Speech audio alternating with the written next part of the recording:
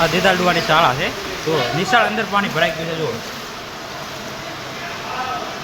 ફૂલે ફૂલ. જો આ છોકરાના દફતર છે. અડધા પાલડી પણ ગયા છે.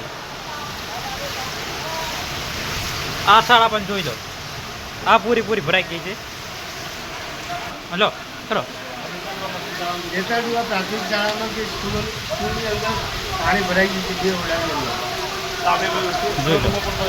સામે સ્ટોર રૂમમાં પણ ભરાઈ ગયું છે પાણી. ગામવાળા શિક્ષકો જાતે મથી રહ્યા છે. હા જો આ દફતર પણ પલળી ગયા છે શાળાના. પૂરવાળું ભરાઈ ગયું.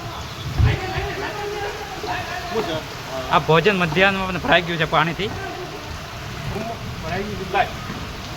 પાણી 13 સુધી ભરાઈ ગયું છે અને બાળકો બધા શાળાની અંદર છે. 350 બાળકો છે અને આ પરિસ્થિતિ છે. રૂમની અંદર પણ પાણી બેસી ગયું. આપ જોઈ શકો છો આ પરિસ્થિતિ છે અત્યારે. આનું તાત્કાલિક નિરાકરણ લાવવા વિનંતી. બધા 350 બાળકો અત્યારે એક ચીચિયાળો કરી રહ્યા છે.